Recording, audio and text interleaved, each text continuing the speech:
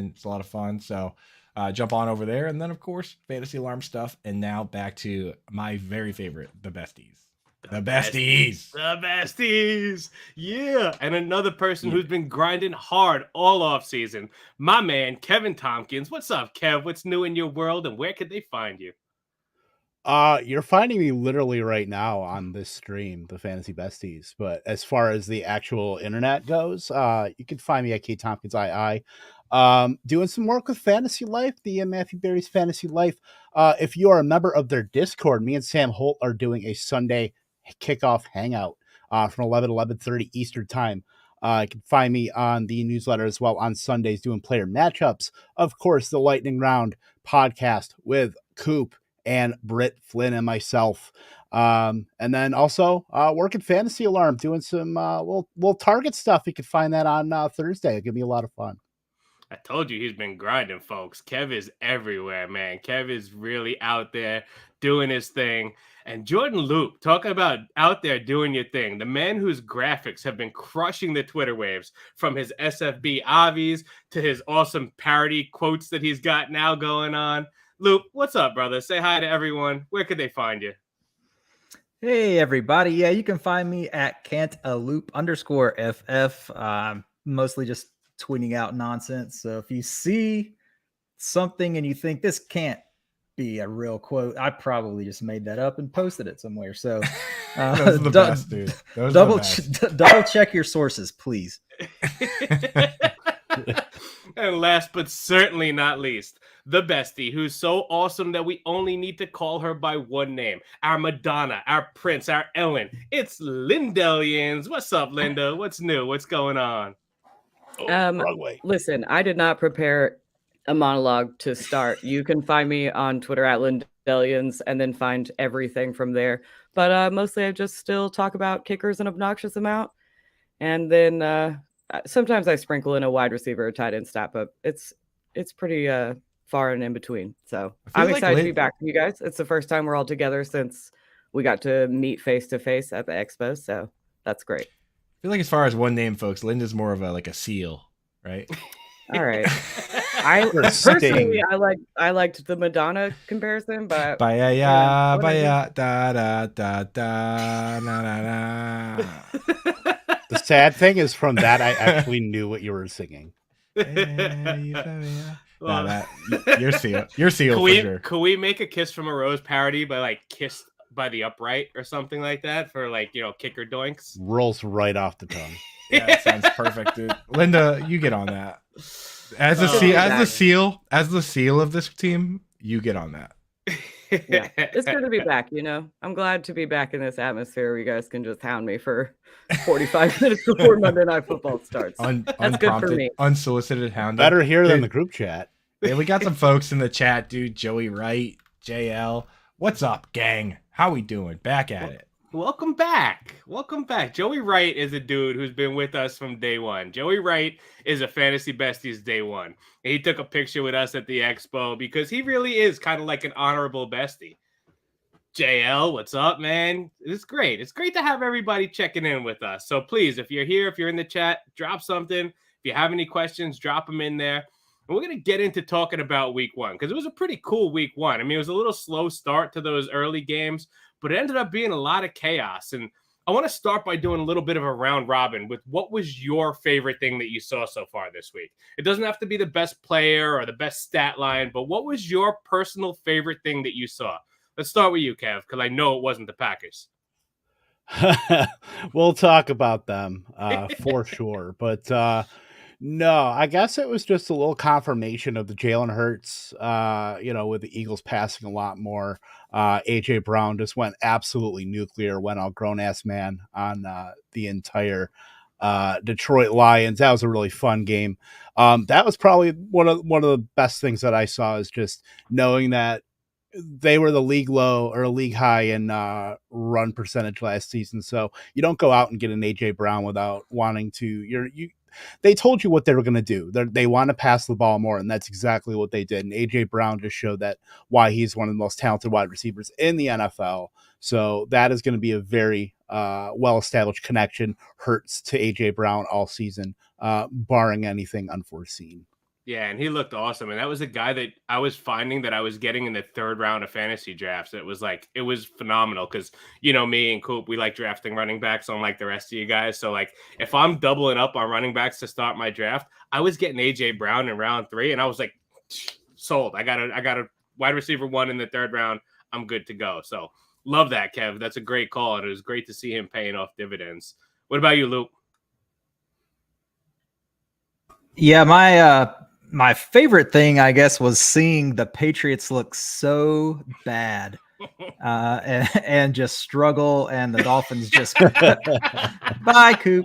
But the Dolphins just put them away pretty much with ease, and it was never really in question that game. So it was nice to see the Dolphins offense kind of doing what you thought they would do. And you had you had Tyreek Hill very involved. You had Jalen Waddle with the long touchdown, and had I think 5 targets. So it was nice to see. Chase Edmonds was pretty involved. He does appear to be the lead back there. He outproduced and outtouched Raheem Mostert by quite a bit. So just nice to see them get out and go, and hopefully there'll be more of that, and Tua will continue to take care of the ball and find those guys and let them work. So. Yeah, and on top of all that, Loop, as a Dolphins fan, you had to be happy because the defense looked good too. I mean, it might have been, inept play calling by New England, and quarterback getting injured might have had a factor in that. But your defense looked good too. And, off of that week 1 performance as a Dolphin fan, you got to think you got hopes of winning that division for sure. So I like that call also. What about you, Linda? Because your team doesn't play till tonight. So what was the favorite thing that you saw? Well, first of all, you started by describing this week as like cool, and there's just nothing happened in any of my fantasy leagues yesterday that I would like label cool. It was a pretty dark day, red wedding type day for my fantasy life yesterday, but I love seeing Rex Burkhead outtouch Dameon Pierce in Texas, because that was Rex Burkhead, even before they released Marlon Mack, was one of my favorite late round targets. So at least to start the season, he's gonna, be all right for me. So I like that. Reach. And some of And your that's bad. least, Like when some of your that's least favorite highlight is analysts, Rex Burkhead. some of your least favorite analysts are just gonna have to eat it. Well, once he puts it on the phone. I'll be honest with you, though, because, Linda, talk about Burkhead. You and Kev, right off the bat, as the steam was going for Pierce, you and Kev right off the bat were like, I love the value that we're getting on Rex Burkhead.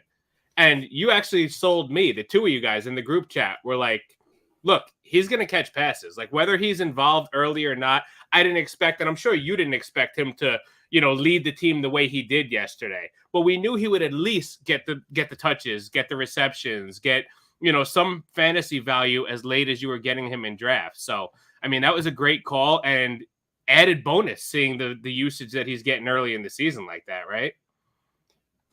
Cool. Yeah, what about you, man? Oh, go ahead, Kev. Oh, I'm just going to say, how you were on Burkhead. Yeah, I was just going to say, I expected Pierce to get like game scripted out, with the Colts being up, but I mean, clearly that didn't happen. And, I just did not see Burkhead getting like 72% of the snaps, and like just his dominance over that backfield. I mean, Pierce is going to have his weeks, but just right out of the gate, like expecting Pierce to just the preseason is the preseason, and it's the preseason for a reason. They want to see what these guys have, how they can use these guys and what they have. But they just paid Rex Burkhead. They're going to give deference to the veteran. Yeah, I mean, my process was like that. This team is bad. They're going to be playing from behind often. I figured this week they would, and Rex Burkhead would get a ton of snaps. I didn't realize Rex Burkhead was going to be a locked in RB1. So it just turned out nice that way, dude. It's like when you go in for the process, and then it turns out to be even better. That's a nice feeling. Yep, absolutely. So, what was your favorite thing you saw then, Coop? Mine was Michael Pittman, man.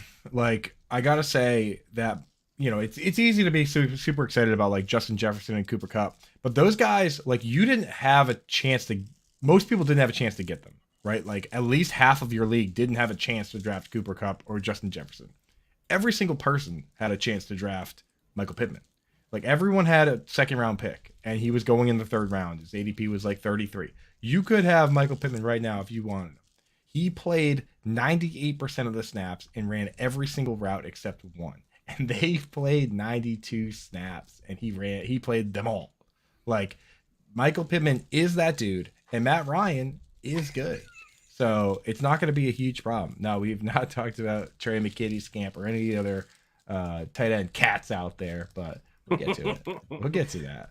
But we are talking about some cool cats out there. Michael Pittman was definitely one of them. I mean, you love to see it, and you would look to see it. I'm curious, and maybe we'll get into it a little bit later, of who else is going to step up on that team, right? What other pass catcher? Because there was a lot of Alec Pierce hype, and he really did nothing yesterday. So, like, he was a late-round value type of guy.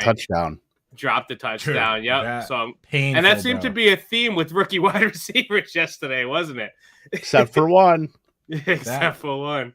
That drop was painful, man. I imagine the entire Pierce family was grinding their teeth on that one, watching that one. Man. They might be taking a backseat to the Watson family, who follows me on Twitter, and good Lord. Painful. At least Watson played, he played the most snaps of pretty much any wide receiver there. Alec Pierce. Yeah. I don't know. Dude, the kind of sneaky play there, our boy Kylan Granson back on the menu. Hey, dude. Six targets, dude. He came out, he played, ran way more routes than Mo Alley Cox. He ran 30, Mo ran 20. Mo blocked on 7 pass plays, 7 of 27. To quote a famous coach, Mo Alley Cox, they are who we thought they are. Right? Like he came out and he was Jack Doyle 2.0. He runs like a 4.8, so he's kind of like Jack Doyle 1.0. Like he's kind of like exactly Jack Doyle now, right? Yeah, Jack Doyle never really left. He just assumed another vessel. Jack Doyle costume party. But I was thinking about you yesterday, Coop, when I saw Granson out there so much, and I was like, oh, okay, this is happening. We didn't know if it was going to happen this year, but once we lost Doyle, we were like, okay, maybe that does open up a role for him. And it was good to see him out there. You know, we were a year early on it, but hey, that's why the Dynasty folks listen to us here on the Fantasy Besties, right? Yeah, one thing I want to caution people on that no one really talks about that much, but last year it was a huge thing early in the season too, is that these teams that play overtime games or like massive snap count games, those guys can be sell high guys a lot of times. Like the average snaps for a team is like 60. So if, when the Colts come out and play 92 snaps, everybody's going to be juiced a little bit. Like last year, the Lions early in the season were playing a ton of snaps, like all these overtime games, everything. So just be careful with those high snap count games because it's not always going to look like that. Yeah, and the Lions played well. I mean, it was fun to watch that game. That was one of the things that I enjoyed watching was their running game and even their defense. They let up a lot of points, but, their linebackers were fun to watch. And they got 2 high-energy guys. I'm going to talk about your guy, Linda, Malcolm Rodriguez, and even Alex Anzalone, who is a very underrated linebacker. I mean, I remember him playing against him when he was with the Saints, obviously playing against the Bucs. So those are 2 high-energy linebackers that aren't going to get the recognition that they deserve, but those are 2 high-energy guys that are all over the field. And as a former linebacker, I really enjoy watching those guys fly all over the field. So, that was one thing I really enjoyed. But the thing that I liked the most was these guys that were pretty much not existent last year, whether it's injury or poor performance, and they're back, man. They might be back. There was some really impressive performances, and Saquon Barkley is one of them. He went 18 for 164 and a touchdown, had 6 catches for another 30 yards. Michael Thomas, 2 receiving touchdowns. He only caught 5 passes, but he got 8 targets, caught 2 touchdowns. So it was a tale of 2 halves for him. He was kind of limited the first half and then just came out and hit it the second half. And even CEH, a guy that we've never really been high on, and he only had 7 carries for 42 yards, but he had 3 catches and 2 of those were receiving touchdowns. So these are all guys that you are getting at a value this year in drafts because of their performance last year. And it might be a comeback. So, Loop, let's start with you. Which of these performances do you think was the most impressive? And do you or don't you call it a comeback? Yeah, I think Michael Thomas, after being gone for so long, he turned out to be a tremendous value in drafts. We weren't sure what he was going to look like when he came back. If he was even going to play again at one point, we just weren't sure what it was going to look like. So he didn't even play a full snap share yesterday, and he had the 2 touchdowns. I'm sure his workload is going to increase as we go throughout the season. Jameis looked pretty good. The offensive line didn't look great. He got hit quite a bit, but he stuck with it. They had the comeback there. So it was really nice to see Michael Thomas. And if you got him as late as you were able to get him, I think you're pretty happy. Absolutely. What about you, Linda? Yeah, I think I agree with Luke. The discounts on the injured wide receivers, or like the wide receivers we weren't sure were going to produce at the same level, was not the same as the discount you were getting on Saquon Barkley. Saquon Barkley was at a discount, but at a much smaller one. So I have a lot of Michael Thomas, and it started off a little shaky. Like Luke said, he didn't run all the routes. He had 4 targets, or 4 catches, but the 2 touchdowns helped. And I think you feel good starting him as long as he's playing the rest of the season. That's a good point, because I didn't feel that confident starting him this week. I kind of wanted to wait and see. And there were a couple of leagues where I did draft a lot of wide receivers and I did leave him on my bench. So I was, paying for that. So you're right. Now I think I can start him with confidence. What about you, Coop? Who are you calling a comeback? Well, first I got to say, dude, it's not a podcast until Scampers and Craig are in the chat. And now it's a show, dude. Also, mods, can you please remove Mike Daddy's Home from the chat? Please, just guards. Nope. Mike is always release the here. Hounds. Guards, release the hounds. No, he needs to be removed. He needs to be removed. Seriously. Nope. Daddy is always welcome home on the Besties podcast. Fine. So, dude, like, it's Saquon Barkley, man. He's so very much back. And like there are so many people that need to apologize to all the idiots that went and drafted Saquon Barkley in their hometown league at like 4 overall. Like, dude, you just got the RB1 overall at 4. That's a pretty good pick, right? Like that's the thing about ADP, man. Like, Saquon is back. He looks amazing. He looks phenomenal. Yoked, stiff arms, catching passes, right? Phenomenal. Dog. Phenomenal. Dog. Right? Like, what else do you want me to say? He's clearly back, and he's awesome. And what I love the most about him, Coop, is he's got nobody around him. Like, if you look at Michael Thomas, at least he's got a semi-competent quarterback. He's got a star running back with him. But Saquon's carrying this team by himself to an upset victory. Michael Thomas did get the win also, but it was a game they were expected to win. Saquon led his team to an upset victory. So that was nice to see. And it was nice to see him doing it as a pass catcher and as a runner. Yeah, Scampers. Curtis Samuel. We might be talking about Curtis Samuel a little bit later when we get in the waivers. But Kev, I don't have daddy issues. I have one issue with one daddy. One issue with one daddy. Look at this dude just trolling in the chat, dude. Is it an Evan Ingram problem, Coop? Do you have an Evan Ingram problem? I mean, he's got the Evan Ingram problem now. Right? It was all a ploy. Sandbagging. Hey, Ingram, I will say this. This will be the one time I talk about Ingram on the show. He had caught 4 targets, 100% catch rate, much like yours truly at the Expo.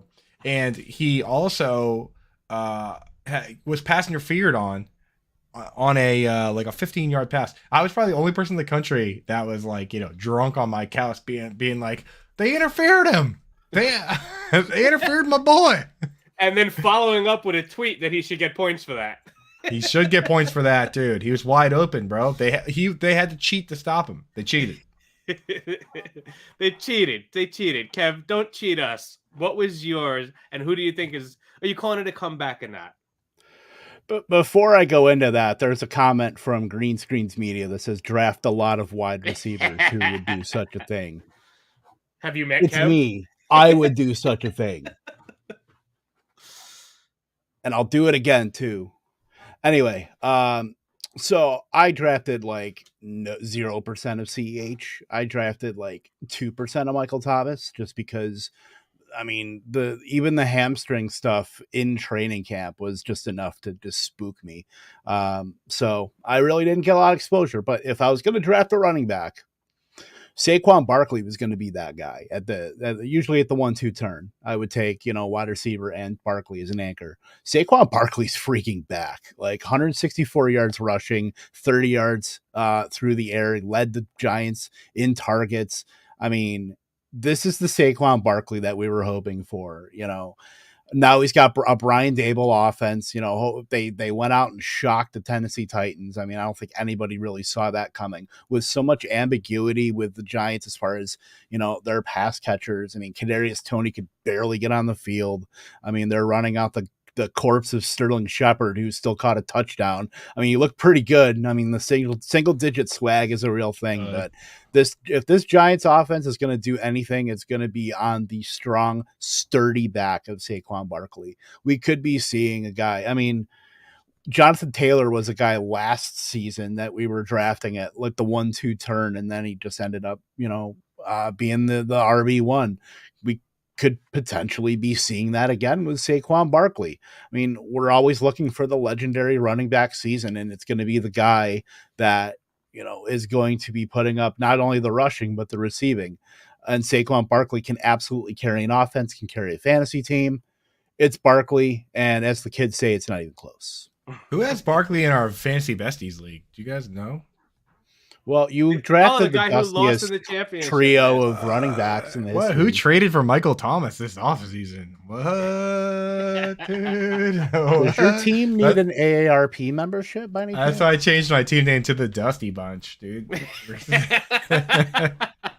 Well, hey, maybe you could beat me in the championship this We're year. winning. Losing We're to me like term this. life insurance at an affordable We're win rate. now, baby. We're win now. If you have anybody 30 plus, dude, send them over, bro. I got picks to send your way. Yeah, you hate your picks, dude. Coop sells his picks so quickly. But I mean, look, all of them are good points. To Linda's point, the discount that you were getting on Michael Thomas was a bigger discount than you were getting on Saquon. So I've loved Michael Thomas this year. I was getting him a lot in the 5th and the 6th round, and that was a guy who I was off all last year because I knew he wasn't going to play. I was saying it that even if he does get healthy, they're going to be out of contention. He's going to be a baby about it. He's not going to play. But this year, it looked like he was back. It felt like he was back. So to get the value on him in the 5th or the 6th round and to see he's back, that was great to see. And I got a lot of Michael Thomas that I'll celebrate that on. And Saquon is, I mean, to Coop's point, like he could be that top tier running back again. But I'll talk about CEH because nobody else did. He's a guy who you were getting in like the 8th round, the 9th round. Like people were like, no, you take him. No, you take him. Like, I'm not going to take him. You take him. And here he is catching 2 touchdown passes. And we spent this whole offseason going, well, Mahomes is not going to be the same because Tyreek's not there. And who's going to pick up the slack? Is it going to be Juju? Is it going to be Sky Moore? Is it going to be MVS? Is it going to be Mecole Hardman? Well, look at what happened week 1.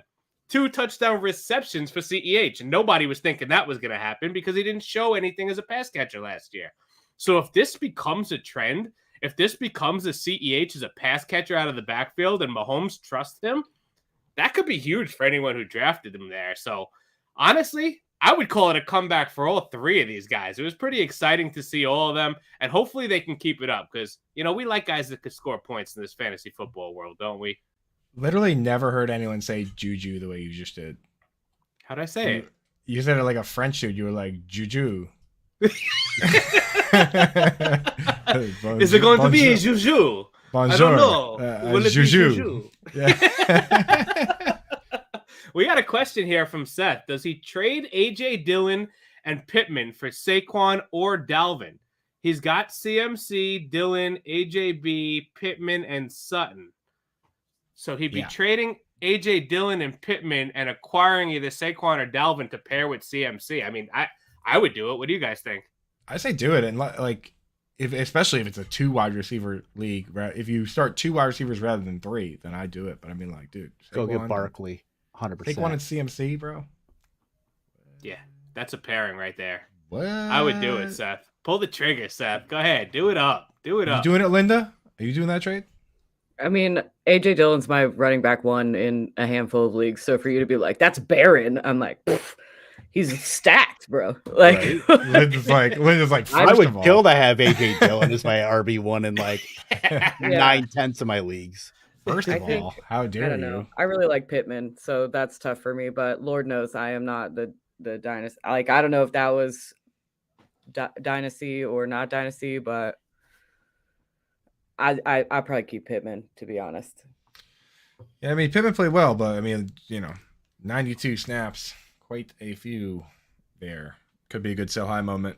I mean, I just said I like Pittman, but I also said sell him high. I'm just throwing out mixed signals. I know, but you drafted an entire PPR team of running backs, so your opinion is, of course, you want it. You running back. want it? You want to hear the craziest thing? That team, after Thursday night's game, I had 2 players who had played, and my team had negative points. I started in one league. I started James Cook and Cam Akers. That's what I had. That's what I had too. Yeah, negative. Yeah, Yikes. that was sick. Right. That was My cool. Scott Fishbowl team, my 2 running backs were Rex Burkhead and Amir Abdullah. So, and I'm gonna win.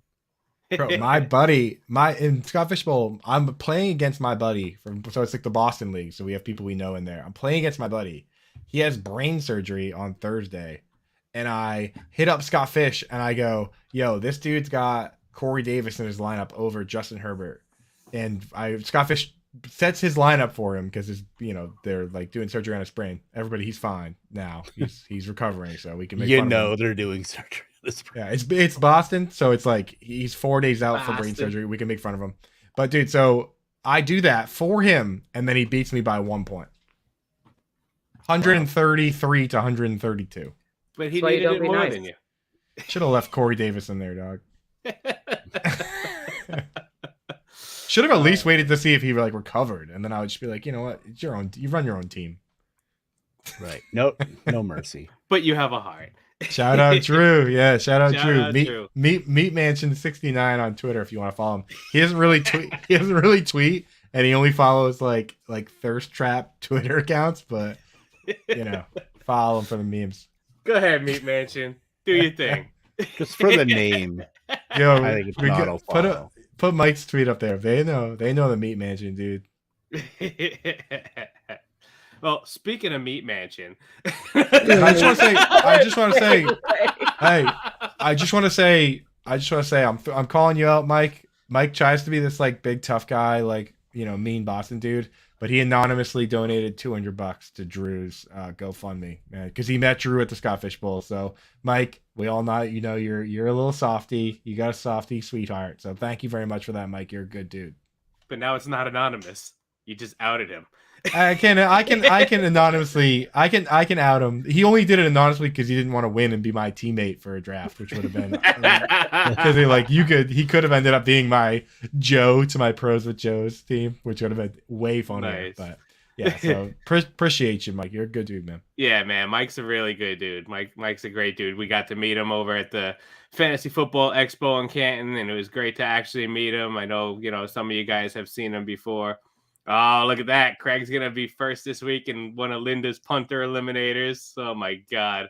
I didn't even check that yet. I'll check that tomorrow and see how bad my team looks. But my boy Riley Patterson was kicking some field goals yesterday, Linda, so I was happy. He did miss one, but he hit a couple of them. Yeah, missed his first one, but he recovered. It was a tough day for kickers yesterday, and not just for kickers, but also long snappers and holders. It was pretty ugly on the special teams front, but we're going to adjust. We're going to tackle week 2. It's going to be fun. That's right. Who the hell's Riley Patterson? That's my kicker, man. I'm just kidding. Look at Linda. Do the zoom. All right, so let's talk about some good performances then. But before that, let's get into a quick commercial break. No, I'm just kidding. We're going to talk about some great performances by some of the big name quarterbacks. So there were some underperformers, of course, like we were just talking about with the kickers, and even some of the quarterbacks were a little underperforming. But I want to give you guys a pairing, and from that pairing, you got to tell me which quarterback you were most impressed by and which of them you like best moving forward. All right. So Josh Allen obviously lit it up Thursday night. 26 for 31, 297 yards, 3 touchdowns. Then Pat Mahomes came in yesterday and said, "Here, hold my beer." He went 30 for 39 for 360 yards and 5 touchdowns. Now, Linda, I know Josh Allen's your bae. He was the consensus number 1 quarterback in everybody's drafts pretty much, right? So is he still – I know he's still your number 1, but is he still the number one, or did Mahomes do enough to show people why he was the number one? I mean, I think that's probably a strictly personal opinion. I think Josh Allen is still the number one quarterback. Obviously, he has a rushing floor that's insane. The stiff arm, I've been thinking about it since Thursday. I've thought about it every day. I will think about it for the remainder of the season, probably. But what Josh Allen's able to do is just insane on the ground. Plus, he has a cannon for an arm. Yes, Patrick Mahomes had a great week one game. I'm not taking anything away from him, especially considering I talked plenty of shit in the offseason. Okay. I'm not going to beat around the bush. I talked a lot of shit on the Chiefs and getting rid of Tyreek Hill and who the hell was going to step up in that role. And Mahomes came out and said, there's not going to be a number one wide receiver. It's going to be somebody different every week. Respect to him for like giving us a warning, I guess. But I'm still going to take Josh Allen. Other quarterbacks are going to perform better than Josh Allen this season. Kirk Cousins could have a better game than Josh Allen. And I'm not going to move Kirk Cousins to my QB1 because he outperformed him in 1 week.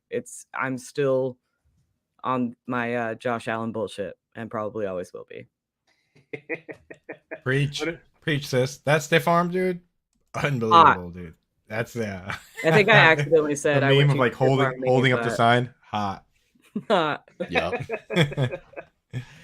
Yeah, I mean, look, you can't go wrong with either one of those guys, right? But Coop, who would you say is the number one quarterback after watching the week one performances? Dude, didn't you see that stiff arm? Like, it's Josh Allen. It's the mobility, man. Like, the thing about 5 touchdowns, dude, 5 touchdowns, cool. But that's living in the past now. Like, are you projecting to Patrick Mahomes to throw 5 touchdowns next week or on Thursday versus the Chargers? I don't know, maybe. But we'll have to see. But there's my number one quarterback is always going to be a mobile quarterback in my rankings. It's just always going to be like that. It makes sense, especially looking at it from a fantasy perspective. You're going to get that extra points. If only you got points per stiff arm, I mean, forget about it. Yeah, all right, Craig. You got points in my heart for that stiff arm, so it's really the only thing that matters. Right. Exactly. Kev, I'll give you a fun one because there were a pair of second-year quarterbacks that squared off in a really sloppy game in Chicago yesterday. How's that fun? Because it's a fun conversation. The game was not fun, and it's definitely not the best game to judge anybody off of. But, I mean, Trey Lance did almost nothing. He threw 13 for 28 and had 13 runs, though, but only 54 yards. But he didn't have any touchdowns. But Justin Fields only threw the ball 17 times. And he completed 8 of them for 121 yards, but he did pass for 2 touchdowns. So he led his team to the win here. Which of these guys impressed you more? And do you still think that Lance is the better of the two moving forward? Absolutely. Just based on the strength of the offense around him, I can't envision, many winning scenarios for Chicago, barring week one. But the Niners, I will get right. I don't think it's going to be a mucky quagmire like it was in Chicago, in San Francisco for week 2 when they host the Seahawks. That should be a fun game for every single weapon in that San Francisco offense. If Kittle is healthy, great. But Lance should be able to. I'm not going to come out and just say it's a coming out party, but it's set up for that. I mean, we'll see what happens, but I'm firmly, Fargo bias aside, I've got a window right there. If I say anything bad about Trey Lance, I might get a brick through it, but even if that window wasn't there and I was not in Fargo, I would be pro Trey Lance from here until about eternity. And I had a feeling you were going to say that because you've been a very pro Lance guy, even going back to his college days. So I had a feeling you were going to stay there. But Fields was pretty impressive yesterday. And I think he proved a lot of people that he could win a game that nobody thought that he could win. So, Loop, what about you? Do you still think that Lance is the guy over Fields? This is honestly tough. I think I would go Justin Fields here, honestly. Loop just offending everybody today. No, and I'll tell you what, I mean, you know Lance has the weapons, and he didn't have the weapons yesterday fully. Kittle was out. He lost Elijah Mitchell early in the game. It's a downpour. So, I mean, you got to kind of give him a pass on that, right? But something about them bringing Garoppolo back, if they go and they're 2-5 or they're, something like that, and he's not really showing that progression, are we 100% sure that they will not bring Garoppolo in and try to save the season? I can't say that for sure. I think they'll give Lance every opportunity, but if they see that they're still in the mix and he's not getting it done and they just have Jimmy G sitting there, I think it's going to be hard for Shanahan and John Lynch and those guys who want to win, who are a game away last year from getting to the Super Bowl, to just say, okay, let's just, he's got to progress. He's got to learn. I mean, if they really feel like they have a shot to win it and he's not progressing, you gotta throw that out. Throw that out. But yeah, so that's why I think the job security is the key thing for me with Justin Fields. And I think the talent is pretty on par with each other. I don't think one is light years ahead of the other guy when it comes to talent. Lance has the weapons, but I don't know if he's got the job security that Fields has. So I would take Fields, I think. I'll go the opposite, actually. I don't think there's any scenario where the 49ers move off of Trey Lance. Just if there's one thing that a GM or a talent evaluator will not do, it's admit they're wrong. Look at Green Bay with Jordan Love. Like, they will not back off of that stance one iota. They traded 3 first-round picks to be able to go up to number 3 to go get Trey Lance. I feel like there is no way that Jed York and John Lynch and all those guys, they're going to be admitting that they're wrong by taking Trey Lance out in year 2 in, a handful of games, just because, I feel like they have to kind of stay the course with Trey Lance. I mean, if he was like the 10th overall pick and they took him there and didn't have to trade up, I think that's one thing. But considering the capital that they used to go up to get Trey Lance, I think he has more security than people realize. I mean, who knows? Jimmy Garoppolo could be traded tomorrow to the Dallas Cowboys. I mean, that could be a scenario where Jerry Jones is desperate as all get out to go get somebody for the next, however many weeks Dak Prescott is out. But I think just at least in San Francisco, I think you kind of have to give Trey Lance a longer leash. Just based on the investment that they made into him. Yeah, I would like to push the narrative that social media bullied the shit out of the 49ers after they knew that they were going to trade up, and that the Mac Jones rumors were true, and that we just like bullied them until they were like, fuck, we can't take Mac Jones. We're going to get slaughtered online if that happens. So that's the narrative I'm choosing to believe. I realize it's a rumor. I'm kind of a fan. So I'm with Loop on that. You didn't ask me, but I'm going to tell you anyway. The 49ers are sitting there like watching the draft. And then when Saban's best friend Belichick took Mac Jones, they were like, fuck. Yeah. We got played. I want to put up the trade question because we had a trade question from Jack Lombard. He was asking that he's got Dalvin Cook and T. Higgins versus Austin Eckler and Gabe Davis in a standard league. So he wants an opinion on that trade. So you got Dalvin and T versus Eckler and Gabe Davis. It's one of those, I mean, to me, that's like one of those lateral trades that just seems to be trading for trading. I don't see an advantage on making that deal for really either side of that. What do you guys think? I mean, it's in standard, I would rather have Cook and T. Higgins. Like that's the that's the preferred format for those players. Like standard, Austin Eckler's never had a 1,000-yard rushing season. He hasn't, like, in his career. In fact, he has a season with more receiving yards than he's ever had rushing yards. Like, that's just not his style, man. And I don't know, I don't play in any standard leagues. I imagine that when you play in one, you have to, like, I don't know, like, what do you, like, send a letter to set your lineup? Like, you mail that in? Or do you, like, go to the local bar to do the Pony Express? Yeah, I don't know. You got it, Jack. My advice would be take the Dalvin Cook and T. Higgins side and then petition your league to vote for like at least half PPR. Spice it up, my man. Juice it up. And then trade back for Austin Eckler. And then get Eckler. Yeah. But for next Yep. season, move it into the future, Jack. Let's get some PPR going. Let's go. So it wasn't all good this week, guys, and we did have some duds out there. So I'm just going to run through a bunch of them, and then I'm going to ask you guys which you're most concerned about. All right. So we got wide receivers and we got running backs on this list. Allen Robinson, goose egg Thursday night. Robert Woods, 1 for 13. Darnell Mooney, 1 for 8. Amari Cooper, 3 for 17. CeeDee Lamb, 2 for 29 last night. Everybody's draft season darling, Dameon Pierce, 11 for 33, 1 pass for 6 yards. Travis Etienne, 4 rushes for 47 yards, 2 catches for 18. And then, of course, Cam Akers disappearing on Thursday night.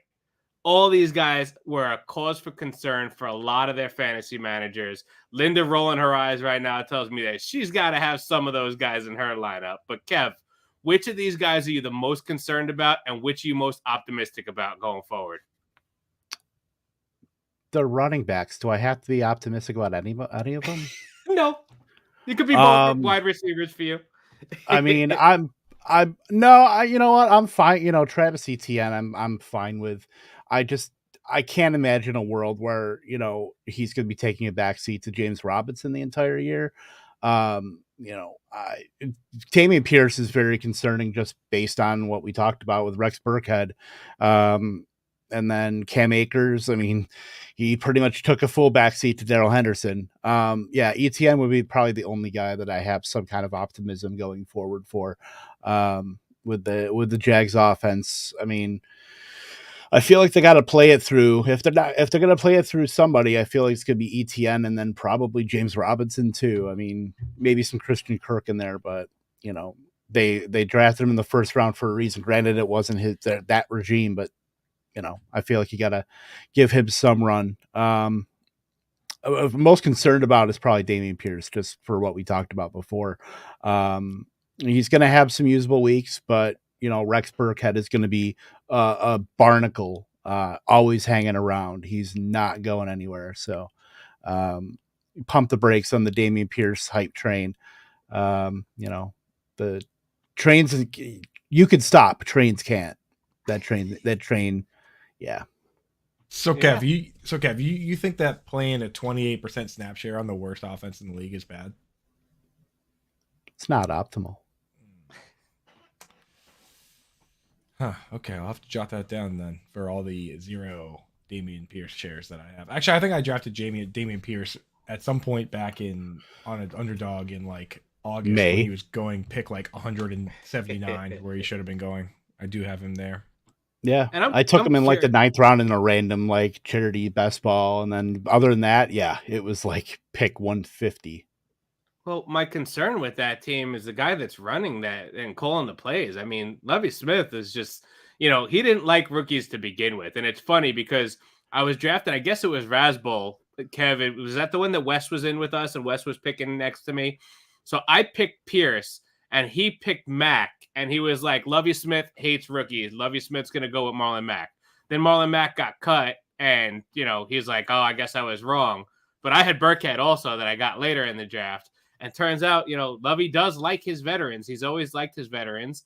And, I mean, this guy just played for a tie coaching the Houston Texans. Like, everything that he's going to be doing can come with some question marks. So I don't fault you for being a little concerned about Pierce, Kev. But what about you, Loop? Who are you most concerned about there and who are you most optimistic about? I'm most concerned about Cam Akers, to be honest. There was just no willingness to get him involved whatsoever. You had Darrell Henderson, which we all, not all of us, but a lot of 0 RB drafters took him late, knowing that this was a possibility. Like Kev. So it's just the lack of involvement whatsoever. He's in for very few plays. He gets 3 touches or whatever it was. It's just so I'm gonna go with him, and I don't know that it gets any better moving forward. I don't think your dog agrees with you, Loop. I think your dog really likes Cam Akers, and he's offended by you saying that. He's getting pretty mad. Henderson's got that dog in him.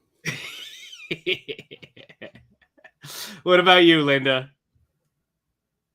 I think I'm probably most concerned about Allen Robinson, and I'm not concerned about CeeDee Lamb. Listen, 2 catches on like 11 targets is bad. It's bad. But if he's getting the targets, I don't really care if he's not making every catch. It's just important that he's getting the targets. I'm not concerned about Darnell Mooney. I'm throwing most of that game out. I think there are certain things we could learn from it, but as a whole, a pretty poor game to like base any huge judgments on. And then as far as the running backs that you named, like I want to be optimistic for Etienne, but that being out snapped by James Robinson off of Achilles tear is concerning. Cam Akers, there's a clip of him literally moving out of the way of a block, which is like, you're not going to get on the field if you're like, just make him run over you. Even if you can't block the guy, don't jump out of the way. That's concerning. I think that probably affected how often he saw the field. And if he's not going to, are you leaving because I said I don't like Cam Akers? Now you're on your dog side loop or what? But I'm concerned about how often he was on the field for sure. Yeah, it's definitely concerning. I mean, there was a lot of things to be concerned about, and that was certainly one of them. It makes you kind of raise a red flag, and you want to see what happens next week, right? What about you, Coop? What are we talking about? Football? Sorry, I was looking at Put that pot of coffee on. Looking at DraftKings NFTs. Oh God, you're obsessed. Which of those guys are you most concerned about, and which are you most optimistic about from the duds of yesterday? My NFTs, dude, I'm pretty optimistic about the 75 Gerald Everett cards I have. This time it's happening. Pretty concerned about some of the Evan Ingram cards that are now only worth $1. If we're talking about the players that you named 10 minutes ago, need a little refresher. So you look at the wide receivers that had duds, right? You're talking about Allen Robinson, Robert Woods, Darnell Mooney, Amari Cooper, CeeDee Lamb, and then running backs like Dameon Pierce, Cam Akers, Travis Etienne. I'll tell you the one I'm most concerned about is Kadarius Toney, who only played 7 snaps. Like he literally did not play. And the one I'm least concerned about is Devonta Smith, who had 0 points, but he played 62 of 65 snaps. He ran 98% of the routes. I think Devonta Smith is going to be okay. Just had a little bit of a tough matchup situation. You know, they had 4 rushing touchdowns. I don't think that's how it's going to pan out every week, right? So I think Devonta Smith is going to be okay. I wouldn't panic sell. I wouldn't drop him, but maybe you don't start him. But he played every snap, right? Like, I mean, Kev, this dude this week may have set like the record all exercise team. I don't know if you check the stats out when you get a chance, because you're the all exercise team. You're the keeper of that list. This might be like an all time performance. That was who again? I'm sorry. Devonta Smith played 96. Oh God, yeah. 96% of the snaps, and he ran 98% of the routes that he didn't. I could have sworn I saw him catch a ball. Like I was watching that game, and there was a pass to the near sidelines that he caught, and I don't remember it coming back, but it must have came back because I mean the stat lines have him not catching a pass. Didn't catch it. Because if you were smart, if I were smart, I wouldn't have put Devonta Smith as my stack partner with Jalen Hurts, but I did. So I know he didn't catch anything. Well, adding insult to injuries, or adding injuries to insult in this case, Kev, take us through the significant injuries that we saw yesterday, because there was a bunch of them. Yeah. I mean, my boy T. Higgins entered concussion protocol. Let's pour one out for my man, number 85. Certainly no timetable there, so got to go through the protocol if he wants to play next week. Keenan Allen with a hamstring injury, no timeline. They do have a short turnaround playing on Thursday against Kansas City. I would say he's probably not likely to be playing in that game unless something crazy happens. So hopefully the ghost of Mike Williams can reappear and actually do something this week, because he didn't do anything yesterday. Najee Harris tweaked his foot. Should be good to go against the Patriots. But we will see. It's pretty touch and go. Running back foot injuries, hashtag not good. So keep tabs on that. Speaking of running backs, Elijah Mitchell sprained his MCL, probably going to miss about 6 to 8 weeks, maybe a little bit longer. So Jeff Wilson is probably the hottest commodity on your waiver wires. Maybe even a little TDP or Jordan Mason if you miss out on Jeff Wilson, because as we know, the Niners backfield is as fluid as it comes. That's what she said. Dak Prescott, thumb injury, not good. We'll probably be seeing some Cooper Rush unless Jera wants to go get a quarterback, but he will probably be out until October, November. Mac Jones had back spasms reportedly during the game. Everything came out back normal, but that could be something just to monitor. With old McCorkle there, and then TJ Watt. Coop is not liking Mac Jones, by the way. Sorry, buddy. TJ Watt, possibly a torn pectoral. He's going to go and get a second and third opinion, but prayers up for the defensive player of the year, TJ Watt. Bad news there for the vaunted Pittsburgh Steelers pass rush. Yeah, and he knew it too. Dylan over Najee in half PPR next week, right? Well, Najee has a high ankle sprain, bro. Yeah, Najee probably not going to be out there anyway. So, He's wearing Linda, who's the backup there that's going to be starting if Najee don't play? That'd be Jalen Warren. Oh, where'd he go to school? Cowboy. That would be former Oklahoma State Cowboy Jalen Warren. Yeah, right it is. Former Oklahoma State Cowboy Jalen Warren. Pew pew. Jalen Warren. Jalen Warren, cement, dude, tough as nails. Not from rugged, Oklahoma, for fuck's rugged sake. as a tumble. That's not how college works. Jalen Warren, rugged as a tumbleweed. Oh my god! Close this down so I can go watch Russell Wilson sling fucking passes. For the got more moss and a Mississippi tree stump. So Jalen Warren's definitely going to be a guy that you want to look at in waivers also, just like the guys that Kev mentioned, Jeff Wilson, TDP, Tyrion David Price. You're going to look at guys like Devin Duvernay, who scored 2 touchdowns, who could have a chance of actually sustaining some production in that offense, even though we didn't think they could sustain 2 wide receivers with Andrews. Got guys like Taysom Hill reemerging. Maybe if you're desperate for a tight end, if you drafted guys like Evan Engram or something and you want another tight end, maybe that's going to be a gimmick that comes back. Dontrell Hilliard scoring touchdowns, DeAndre Carter, Josh Palmer, if we're going to be missing time with Keenan Allen.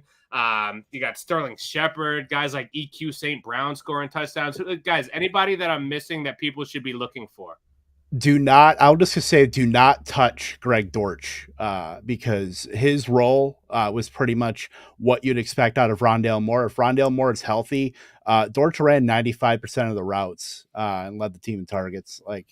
He's absolute fool's gold. It's a very good sign for Rondale Moore once he does get in the lineup. So he is one of those, let somebody else go take him just based on the week one. He is fool's gold. He is a trap. Yep, absolutely right. I need him to get back to returning punts so he can score me some points and draft the Giants. Way more valuable than that nonsense he was doing on offense, dude. Right. Catching passes. Cordell Patterson was more valuable back when he was returning kicks. He's actually oddly worse now. Draft with Giants is the worst format, but I love it. Chaos. You love chaos. Bro. And chaos is going to be the last game of this week, too, because we got Russell Wilson and his new team going back to his old home field to play his former team. I mean, what a storyline. NFL got this one right for Monday Night Football. So real quick, because we're up against it, the game's going to start soon. Luke, one thing you're looking forward to the most tonight. What do you want to say? I want to see how the pass catchers in Seattle look with Geno Smith. How many targets are there for Tyler Lockett? How many targets are there for DK Metcalf? And can they move the ball at all? Are there going to be many scoring opportunities? I just want to see if those guys are still involved or if it's just a death sentence for those guys. I love it. Kev, what about you? I want to see if Courtland Sutton is going to be able to cash in his air yards after this game for actual tangible items, because he's probably going to have like 200, I feel like, against this defense. So I'm very excited to see the Russell Wilson, Courtland Sutton connection be very fruitful tonight. Nice. Cool. Always looking at tight ends, and we just saw Dallas Goedert get the second most targets after A.J. Brown, ahead of Devonta Smith, well ahead. There's a possibility with 2 of these guys. I mean, Noah Fant, Albert Okwuegbunam, new quarterback, new coaching situations to a certain degree. Who knows? You know what I mean? Like today, week one's where we kind of find that out. So we'll see. Coop always landed on tight end somehow. Linda, don't tell me it's kickers. What are you looking forward to the most? I'm looking forward to a competent fucking quarterback throwing the football to the Denver Broncos. It's been a while, hasn't it? You deserve it, Linda. You deserve it. Personally, I do. I manifested this, honestly. I think you truly brought do. this to fruition. You do. You do deserve it, Linda. And I hope you enjoy it. And I hope he pays off for you because I have him in a few leagues. My wife actually drafted him in both of her leagues. So Russ is her guy. And when she took him in the second league, I said, Linda's going to be so proud of you. So Raina's going to be rooting along with you all year, rooting with Russ. I'm going to be looking for Rashad Penny to make it out of this game healthy. And every game I watch this year from Seattle, I'm going to be looking for Rashad Penny to make it out of the game healthy because I have a ton of Rashad Penny because he was the guy I was drafting as my RB3 as I went running back, hammered wide receivers, and then came back in the 8th or 9th round and was grabbing Rashad Penny. So that's my guy that I have a ton of shares, and every game he plays, that's what I'm going to be looking for is for him to produce and for him to get out safely. I'll see you in the second quarter when he gets hurt. Shut up, Linda. You can text the group chat. Fuck. Shut up, Linda. I'm that gif of the girl shaking the little wavy thing at you right now. Definitely a breath. All right, let's wrap it up. Let's go watch the game. Russell Wilson's a dork. Yeah, this was awesome, guys. This was great to be back with the besties. Thank you to the audience, everybody who came in to watch, anybody who joined in the comments. Thank you so much for being here with us. Thank you to Razzball for hosting us on the YouTube page. Make sure you check out the Razzball YouTube. Go over to razzball.com. You could find their written stuff and also our podcast right there. You could find us on the Fantasy Besties Twitter page at Fantasy Besties over on Twitter. Thank you guys for being here with us. Besties, it was so great hanging out and kicking it with you. I did just say Twitter, didn't I? Twitter. Luke and I both went Twitter. Twitter. Juju. I heard it as I said it. Hey, so how's your with my family? Twitters and my Jujus. Hey, Juju. Hey, I'm walking here. Where's the Twitter? For Kev, for Linda, for Coop and Loop, I'm JB Barry. We're the Fantasy Besties. Have a great week, and we'll see you next Monday. Go Broncos. Toodles.